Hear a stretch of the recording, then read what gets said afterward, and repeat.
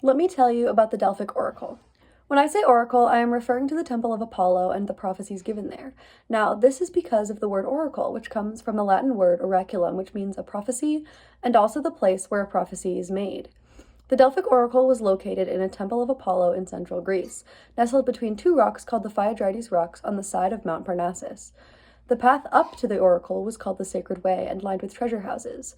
These treasure houses were made to hold sacred gifts and special items or treasures that people seeking the oracle brought for Apollo. The Delphic Oracle belonged to Apollo, but before that it actually belonged to Gaia, or as we might call her today, Mother Earth. Apollo acquired the oracle by killing Gaia's son, Python the dragon, with his bow and arrows.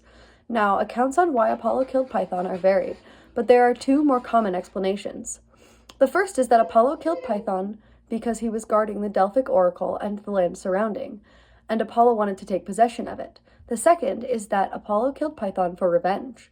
Stories say that Python had harassed Leto, Apollo's brother, while she was pregnant with Apollo and his twin sister Artemis. So Apollo killed Python the dragon and took ownership of the Delphic Oracle.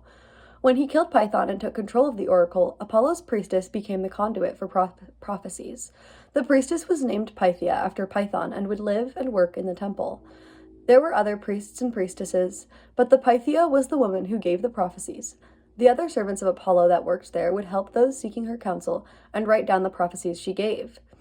There were several steps a person needed to go through in order to consult with the priestess.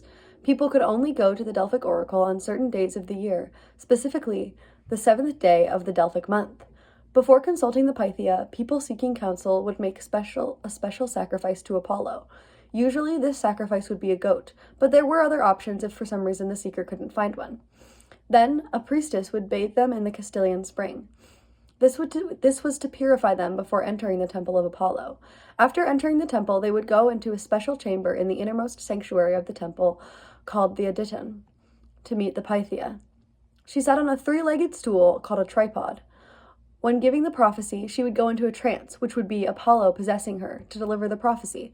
The other priestesses would write down her words in iambic hexameter for the recipient to read. Interpretation of the prophecy was fully up to the reader and would be dependent on them to interpret the words correctly.